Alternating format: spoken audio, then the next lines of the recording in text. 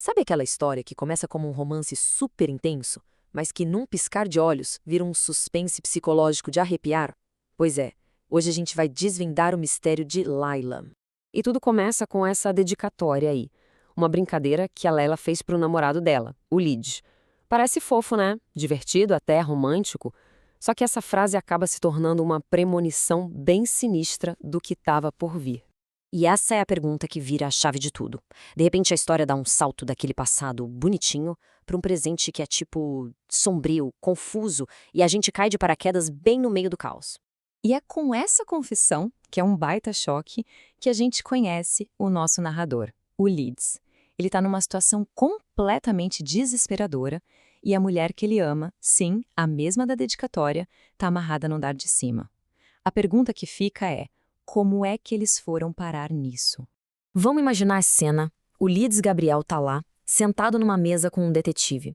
Eles estão numa mansão praticamente vazia. E enquanto ele tá contando a história dele, dá pra ouvir uns barulhos abafados. É a Layla, lá em cima, tentando se soltar. O clima é tenso, mas muito tenso.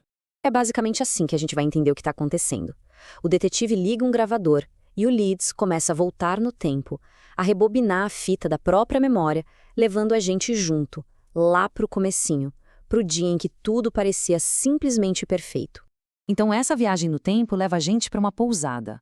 E não é qualquer pousada não, ela fica literalmente no centro geográfico dos Estados Unidos. O Leeds, nessa época, era baixista de uma banda que ele odiava e estava tocando num casamento. E foi bem ali que ele viu a Leila pela primeira vez. O mais interessante aqui é o jeito que a Layla se destaca na multidão. Ela dançava de uma forma, sabe, totalmente descontrolada, selvagem, sem ritmo nenhum, mas com uma energia que contagiava. E pro Leeds, que se sentia morto por dentro, a alegria dela foi tipo uma luz na escuridão. A conexão dos dois foi, assim, imediata e muito forte. Em poucas horas, eles já estavam compartilhando segredos, rindo juntos, uma intimidade que, vamos combinar, muita gente leva meses para construir. Aquela primeira noite foi cheia de momentos que selaram essa ligação tão única entre eles. E essa frase mostra direitinho o quão perceptiva a Layla era. Logo no primeiro papo, ela já sacou qual era do Leeds, sabe? Ela viu através daquela fachada de músico. Ela não viu só o cara no palco. Ela enxergou a alma dele, a infelicidade que ele tentava tanto esconder. Ok, agora a gente avança 2 meses no tempo. Aquele romance relâmpago ficou sério. Eles já estão morando juntos, super apaixonados, construindo uma vida a dois. Tudo parecia perfeito. Aí o Leeds, num momento de pura felicidade, vai lá e posta a primeira foto dele com a Layla. Mal sabia ele que essa declaração de amor pública ia ser o estopim de uma tragédia que mudaria a vida deles para sempre. E a virada na história é assim, repentina e muito brutal.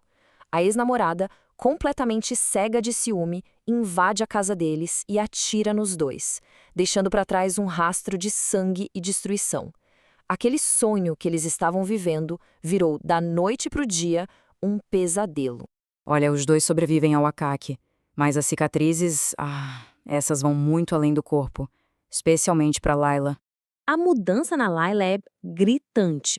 Aquela mulher vibrante, cheia de vida que o Leeds conheceu, simplesmente sumiu. No lugar dela, agora tem alguém que luta o tempo todo com ansiedade, ataques de pânico e com umas falhas de memória bem graves. A mulher que ele amava tinha se tornado uma completa estranha.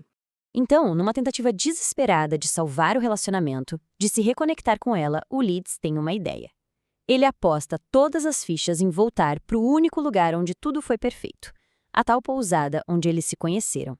Só que, quando eles chegam lá, o clima é totalmente diferente. A pousada, que agora está fechada, vazia, parece fria, solitária e tem uma vibe bem sinistra. Aquele refúgio perfeito virou um lugar que dá até um mau pressentimento. E aí que as coisas começam a ficar estranhas de verdade. Coisas inexplicáveis começam a acontecer. Umas situações bizarras e que vão ficando cada vez mais ameaçadoras, sabe? Desafiam qualquer lógica. Não é só a casa que está esquisita. A sensação é que eles não estão sozinhos ali. O Leeds, que se recusa a acreditar em fantasmas, decide tomar uma atitude. Ele vai lá e instala um monte de câmeras escondidas, porque ele está convencido de que vai achar uma explicação racional para tudo aquilo. Quem sabe até provar que é a Leila que está por trás de tudo isso. Acontece que o que ele encontra nas filmagens é muito, mas muito mais perturbador do que qualquer fantasma. Ele vê a Leila, no meio da noite, parada no escuro, olhando diretamente para a câmera escondida. Ou seja, ela sabe que está sendo observada. E é isso que deixa a gente com a grande pergunta no final, né? O que está assombrando essa casa de verdade? É um espírito? É o trauma psicológico falando mais alto? Ou é alguma coisa na própria Leila que mudou depois daquela noite terrível? A linha que separa vítima e agressor começa a ficar bem borrada. E o mistério está só começando.